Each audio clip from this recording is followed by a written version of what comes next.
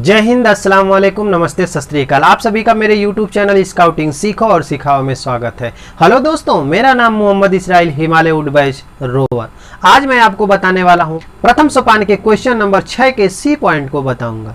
तो अगर आपने अभी तक मेरा YouTube चैनल सब्सक्राइब नहीं किया है तो आप मेरे YouTube चैनल को सब्सक्राइब कर दें और बेल आइकन को जरूर दबा दें ताकि आने वाली नेक्स्ट वीडियो सबसे पहले आपको मिले। तो चलिए शुरू करते हैं। इस क्वेश्चन में दिया है कि नेचर स्टडी यानी प्रकृति अध्ययन ट्रेल में भाग ले यानी बाहर जाए।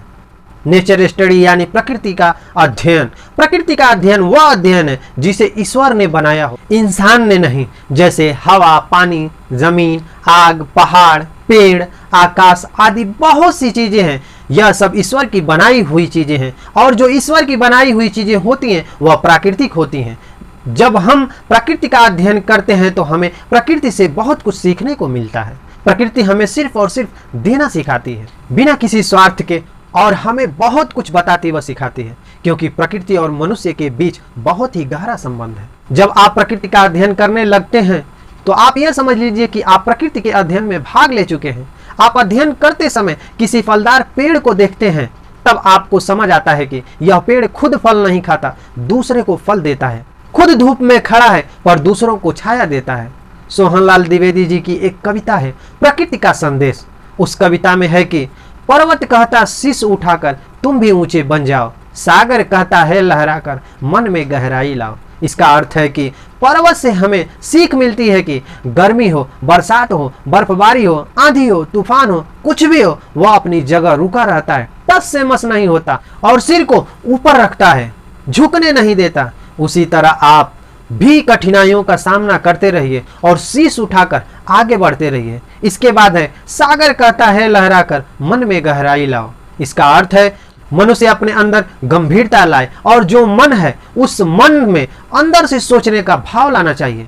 जब हम घर से बाहर निकलेंगे, नेचर स्टडी यानी प्रकृति का अध्ययन करेंगे, तब हमें पता चलेगा कि प्रकृति हमें क्या क्या चीजें प्रदान करती है। उदाहरण के तौर पर आपको मैं कुछ चीजें बता रहा हूं, जैसे बाग, बगीचा, खेत, पशु पक्षियों का अध्ययन, पशु पक्षियों का जानना, उनकी आवाज को निकालना व समझना, प्राकृतिक जड़ी बूटियों की खोज कर उसके उपयोग के बारे में जानना, इत्यादि बहुत सारी चीजें हैं जो प्रकृति ने बनाया है। जो भी आपके मन में सवाल उत्पन्न हो रहा है आप उसका अध्ययन करें। अगर हम प्रकृति को कुछ देना चाहें तो हम प्रकृति को अपनी सेवा दे सकते हैं प्रकृति को बचाने के लिए। लेकिन जब हम प्रकृति को नुकसान पहुंचाने लगते हैं तो प्रकृति हमें नुकसान पहुंचाती है।